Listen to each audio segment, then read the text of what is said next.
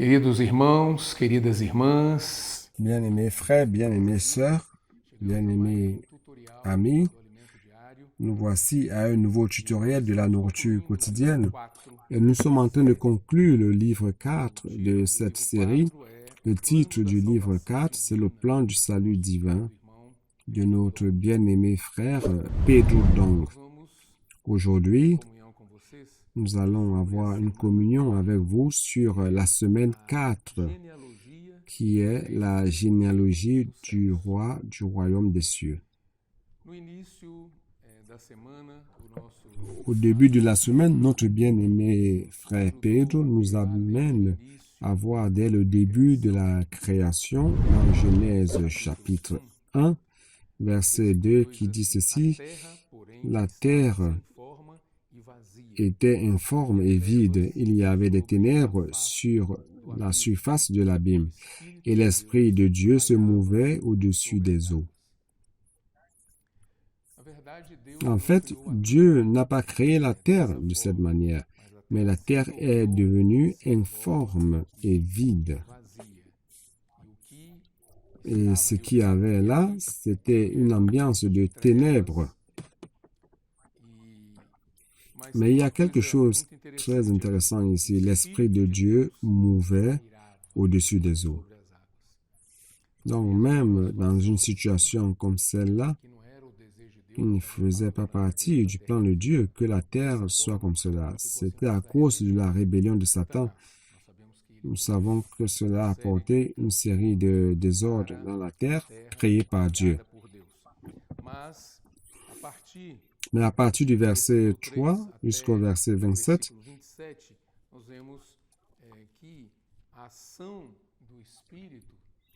nous voyons que l'action de l'Esprit a fini par produire beaucoup de vie. Malgré cette situation de ténèbres, cette situation ténébreuse, nous voyons que la vie a été engendrée. Et à la fin du verset 27, nous voyons la création de l'homme. Dieu créa l'homme selon son image et ressemblance. Au verset 7 du verset 2 du chapitre 2, il dit ceci: l'Éternel Dieu forma l'homme de la poussière de la terre, il souffla dans ses narines un souffle de vie et l'homme devint un être vivant, ou une âme vivante. L'homme a été formé de la poussière de la terre. Cet élément n'a pas de vie. Mais avec le souffle divin, le souffle de Dieu, l'homme a commencé à avoir la vie. Il a reçu un esprit humain. Il a commencé à être une âme vivante. Dans le désir de Dieu, c'était que l'homme, à travers l'esprit, puisse recevoir Dieu, avoir le contact avec Dieu, la communion avec Dieu. Mais le chapitre 3, nous voyons une tragédie. Le serpent est entré en scène représentant Satan et a voulu par distraire et dévier l'homme de l'objectif de Dieu. Est-ce que l'homme devait vivre dans sa présence et allait dépendre de lui en tout, afin d'avoir tout ce dont il a besoin en Dieu. Chapitre 3, verset 6 dit ceci: la femme vit que l'arbre était bon à manger et agréable à la vue, et qu'il était précieux pour ouvrir l'intelligence. Elle prit de son fruit et en mangea. Elle en donna aussi à son mari qui était auprès d'elle et il en mangea. Cela a apporté un problème à l'intérieur de l'homme. À cause de cette action, la vie, une nature maligne est entrée en l'homme. Malheureusement, au lieu de recevoir la vie de Dieu, à travers la vie que l'homme devait avoir dans la présence de Dieu, l'homme s'est dévié et est tombé dans cette situation lamentable. Et toute l'humanité a été affectée par cette attitude, par cette chute de Adam et Ève. Dans Romains chapitre 3, 23 dit ceci: car tous ont péché et sont privés de la gloire de Dieu. Donc nous voyons que l'homme est resté dans une condition lamentable, de tomber dans une condition lamentable du péché.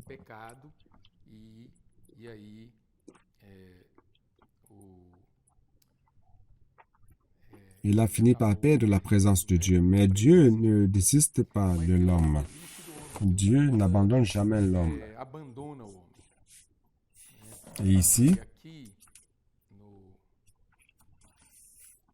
dans Hébreux chapitre 2, verset 14, dit ceci. versículo 14, diz assim: Ainsi donc, puisque les enfants participent au sang et à la chair, il y a également participé lui-même afin que par la mort, il anéantisse celui qui a la puissance de la mort, c'est-à-dire le diable.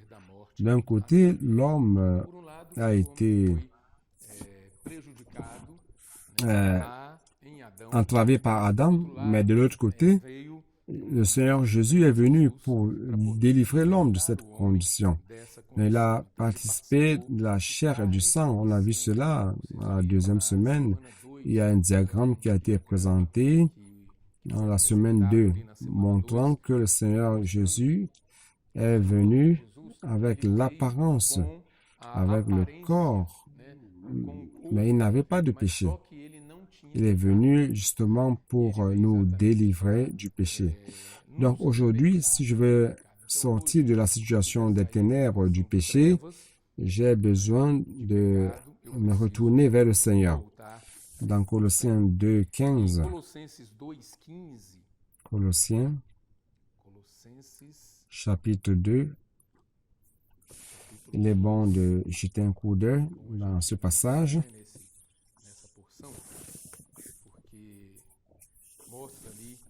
Il montre que le Seigneur, lorsqu'il est mort à la croix, il a mis fin à l'action maligne. Chapitre 2, verset 15 de Colossiens dit, « Il a dépouillé les dominations et les autorités et les a livrées publiquement en spectacle en triomphant d'elles par la croix. » Donc, grâce à Dieu, car le Seigneur n'a pas désisté de l'homme, il a fini par accomplir une œuvre pour détruire l'ennemi et l'exposer. Et il a fait cela, il a triomphé à la croix. Alléluia. Très bien. Donc, comme le titre de cette semaine, du message de cette semaine, c'est la généalogie du roi du royaume des cieux. Allons jeter un coup d'œil dans Matthieu, chapitre 1. Et nous allons plus entrer dans ce sujet. Au verset 1, Matthieu 1 dit ceci, « Généalogie de Jésus-Christ, fils de David. » Je vais m'arrêter ici, à fils de David. Parce que la première chose que nous devons noter ici, c'est que ce Jésus-Christ est venu comme fils de David, c'est-à-dire comme roi. Il est venu pour prendre le trône, pour gouverner sur la terre. Comme l'homme est tombé et s'est mis sous l'autorité d'un gouvernement malin, Dieu devait rétablir son gouvernement sur terre. C'est pour cela que Jésus, ici dans la généalogie, la première chose qui est citée, c'est qu'il est fils de David. Ça, c'est lié à la royauté. Le verset 16 dit ceci. Jacob engendra Joseph, l'époux de Marie, de laquelle est né Jésus, qui est appelé Christ. Donc, au-delà d'être fils de David, au-delà d'avoir cette condition de roi, Matthieu dit aussi qu'il est le Christ. C'est quoi? Le Christ, ça veut dire loin de Dieu, le Messie. Malheureusement, le peuple d'Israël est encore en train d'attendre le Messie.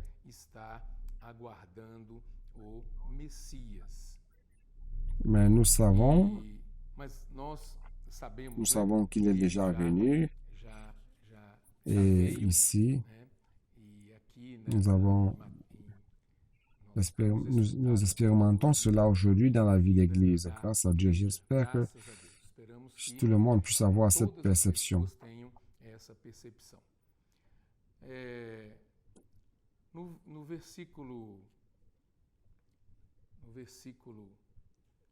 Verset 21 dit, Elle enfantera un fils et tu lui donneras le nom de Jésus. C'est lui qui sauvera son peuple de ses péchés. Pourquoi l'écrivain a mis l'accent sur ce sens du nom de Jésus? Parce qu'ici, au chapitre 1 de Matthieu, nous avons dans la généalogie de Jésus 4 femmes. Le verset 2, nous avons Tamar. Verset 5, on a Rahab. Et le verset 5 encore, on a Ruth. Et le verset 6, on a Bathsheba, celle qui était la femme d'Uri. Donc, c'est Bathsheba ou Bethsheba. Donc, ces 4 femmes, en fait, leur condition n'était pas une condition de personnes saines. Elles avaient des problèmes moraux ou d'origine inadéquate. Mais même comme cela, elles ont fait partie de la généalogie de Jésus, montrant que même dans notre condition, vous et moi, conditions qui ne sont pas adéquates, si nous nous retournons vers le Seigneur et que nous dépendons de lui, nous allons aussi faire partie de la généalogie du Seigneur. C'est pour cela qu'au verset 21, il dit, « Elle enfantera un fils et tu lui donneras le nom de Jésus, c'est lui qui sauvera son peuple de ses péchés. » Rendons grâce à Dieu. Et au verset 16, nous avons Marie, qui est la 5e femme mentionnée dans la généalogie de Jésus. C'est celle de qui Jésus est né, sans la participation de Joseph. Donc le Seigneur Jésus a été engendré en Marie, elle a été engendrée par l'Esprit Saint. Et au verset 1 de Matthieu, nous voyons fils d'Abraham. Fils d'Abraham, cela indique qu'ici Dieu est en train de parler des appelés. Dans la généalogie de Jésus dans Luc, on a Adam. Il remonte à Adam. Non. C'est-à-dire la race créée. Mais ici dans Matthieu, on a Abraham. La généalogie de Jésus qui remonte à Abraham, car il a été appelé par Dieu. Il vivait en Ur, en Chaldée, dans une terre d'idolâtrie, et le Seigneur l'a appelé. Et Abraham, aujourd'hui, nous sommes les descendants d'Abraham, car il est devenu le Père de la foi. Nous tous qui croyons au Seigneur, nous avons été aussi appelés et nous faisons partie de ce groupe des appelés. Et nous recevons la bénédiction que Dieu a promise à Abraham. Dans Galates, chapitre 3, 7. On peut voir. Allons jeter un coup d'œil. J'aurais dû mettre déjà une marque dans ma Bible pour faciliter. Galates 3, verset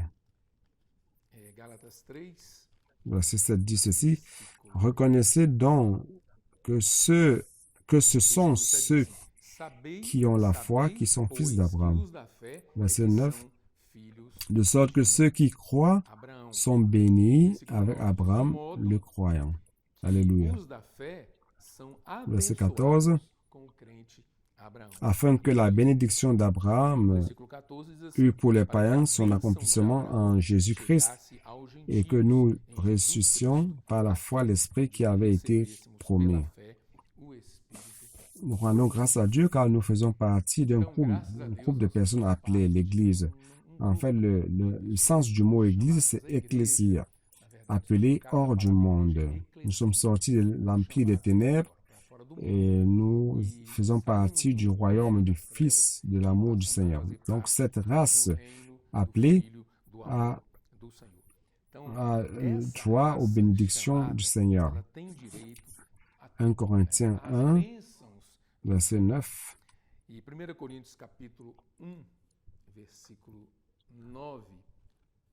On va renforcer ce sujet. Dieu est fidèle, lui qui vous a appelé, une fois de plus appelé, à la communion de son Fils Jésus-Christ, notre Seigneur. Grâce à Dieu, nous avons ici cette condition de vivre en communion avec le Seigneur, vivre dans la présence du Seigneur et profitant de ses richesses. Donc, mercredi dit que nous sommes appelés pour être bénis. Et jeudi montre que Jésus est né de la volonté de Dieu. Le verset que nous avons lu dans Matthieu 1, verset 16, montre cela, que le Seigneur est né de la volonté de Dieu.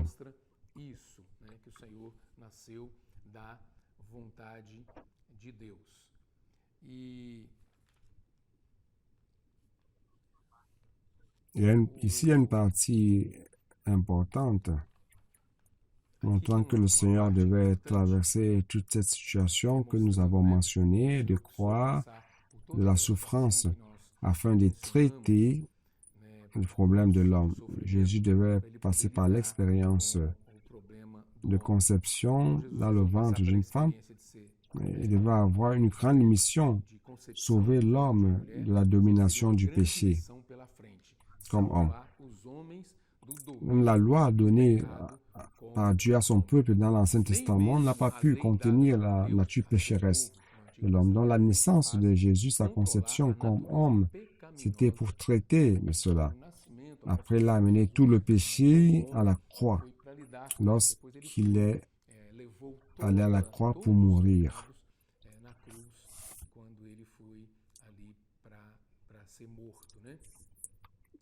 Dans Romains 8, 1 à 3, je pense qu'il est important de jeter aussi un coup d'œil dans ce passage.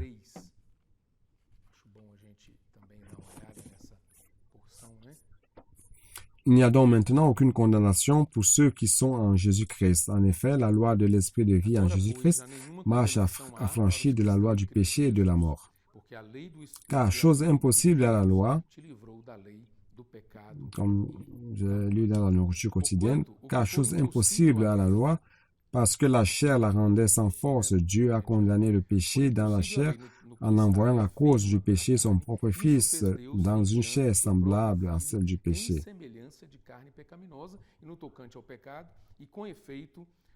Matthieu, chapitre 4. Allons voir. Ce Seigneur est merveilleux, verset 15. Il est venu pour nous délivrer de cette situation, pour nous mettre sous l'autorité d'un gouvernement légitime, qui est son gouvernement du roi du royaume des cieux. Allons voir chapitre 4, verset...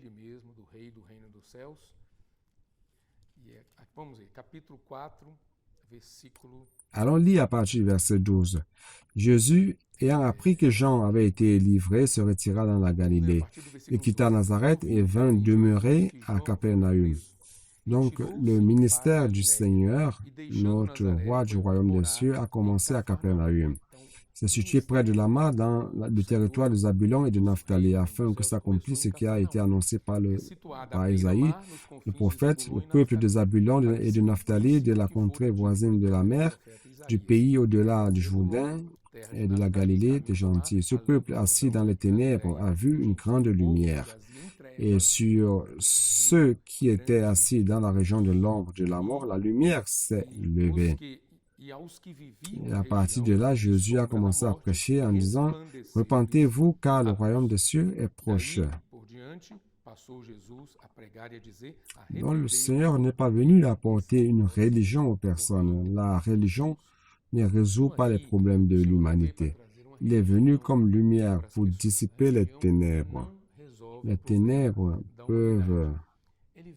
la lumière peut faire front aux conditions des ténèbres. Une chose importante ici, c'est que ce roi du royaume des cieux est venu prêchant la même prédication que Jean-Baptiste a faite dans le chapitre 3. Nous voyons ici Jésus prêchant « Repentez-vous, car le royaume des cieux est proche », montrant que nous devons avoir un changement de sphère, sortir de cette ambiance, de ce plan terrestre et aller vers un plan céleste. Donc nous devons quitter ce plan pour pouvoir avoir une communion avec le Seigneur. C'est ce que nous voyons ici, samedi. Jésus a commencé son ministère terrestre dans la région de Galilée et Capernaum. Le texte biblique que nous avons lu, de la même manière que Jésus a fait, nous aussi, nous pouvons faire cela avec des personnes. Nous pouvons amener cette lumière aux personnes, nous pouvons amener la vie aux personnes, la délivrance, le salut, la guérison aux personnes. Cette même attitude que le Seigneur a eue, nous voulons vous encourager et nous aussi, nous devons être encouragés à avoir cette attitude. Une phrase qui est devenue pour nous un secret merveilleux, quelque chose que vous utilisez et l'appliquez quotidiennement, les personnes sont aidées. C'est cette phrase. Puis-je prier pour vous?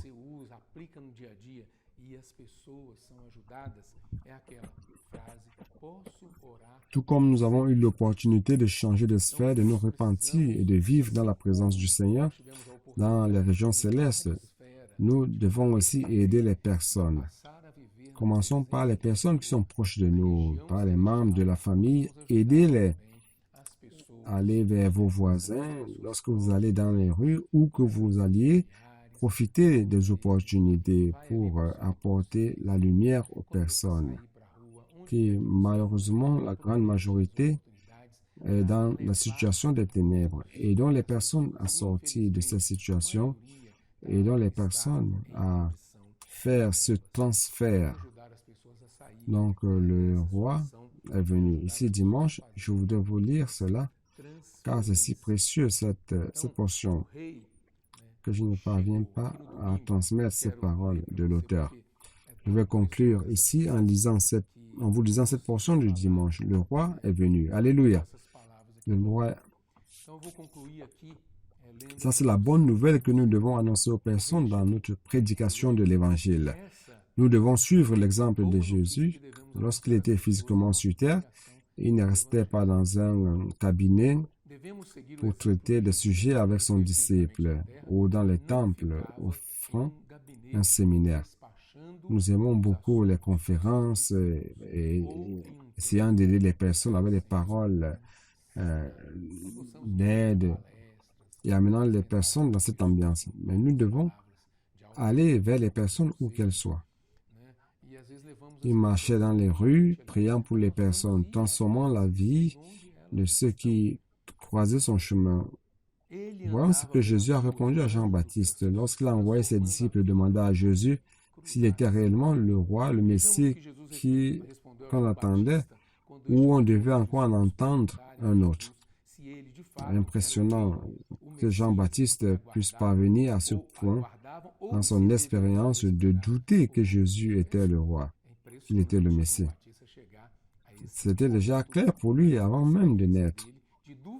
Bon, Jésus a répondu en disant, « Allez et annoncez à Jean ce que vous voyez et entendez. Les aveugles voient, les boiteux marchent, les lépreux sont purifiés, les sourds entendent, les morts ressuscitent, et aux pauvres, l'évangile est prêché.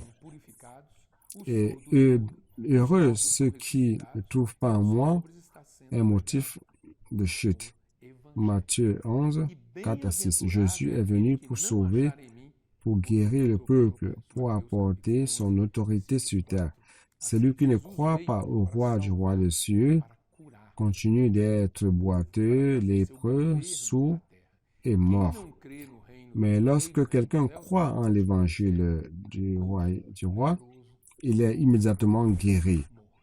Combien étaient aveugles et peuvent maintenant voir? Donc j'ai voulu lire, et je vais continuer à lire, pour avoir l'expérience de l'auteur. Il dit, dans mon expérience, je peux dire que j'étais aveugle. Je ne voyais pas Dieu ni son royaume. Mais maintenant, je vois. J'avais mes jambes, mais j'étais boiteux. Je ne marchais pas dans les sentiers du Seigneur. Maintenant, je marche dans les sentiers de Dieu. J'étais lépreux, rebelle contre Dieu et sa parole. Mais j'ai été purifié. Le sens de la lèpre dans la Bible, c'est la rébellion contre Dieu. J'étais sourd, je n'entendais pas la parole de Dieu, je n'écoutais pas. Mais aujourd'hui, j'écoute et je comprends ce que l'Esprit dit aux églises. J'étais mort spirituellement, mais j'ai été ressuscité avec Christ. J'étais pauvre, vide intérieurement, sans Dieu, mais aujourd'hui, j'ai la plus grande richesse à l'intérieur de moi. Je me sens plein, rempli du Seigneur. Alléluia. Et aider les personnes à avoir cette même expérience est considéré par la Bible comme notre véritable jeûne. Comme il est dit dans Ésaïe 58. Le véritable jeûne, c'est délivrer les personnes de la domination et de la servitude de Satan. C'est ça, la charge, vous avez compris la charge de cette semaine. Lorsqu'on parle de la généalogie du roi du royaume des cieux, ce n'est pas seulement pour comprendre comment il a été engendré, comment il est né, mais nous devons comprendre quel est son rôle, qu'est-ce qu'il est venu faire et quel est notre rôle à nous. Nous devons recevoir l'exemple qu'il nous a donné et agir de la même manière. Ésaïe 58, 6. Ésaïe 58, 6. Voici le jeûne auquel je prends plaisir. Détache les chaînes de la méchanceté, dénoue les liens de la servitude, renvoie libre les opprimés et que l'on rompe toutes sortes de jours. Toute espèce de jours. Donc, lorsque vous dites à quelqu'un, puis-je prier pour vous, vous êtes en train de la délivrer de toutes sortes de jours. Vous rencontrez les personnes et vous vous rendez compte qu'elles sont opprimées, qu'elles sont sous la servitude, sous un lien et doivent être délivrées. Nous délivrons tous les jours sur les personnes. Le jeûne, nous détruisons tout joug qui veut subjuguer les personnes.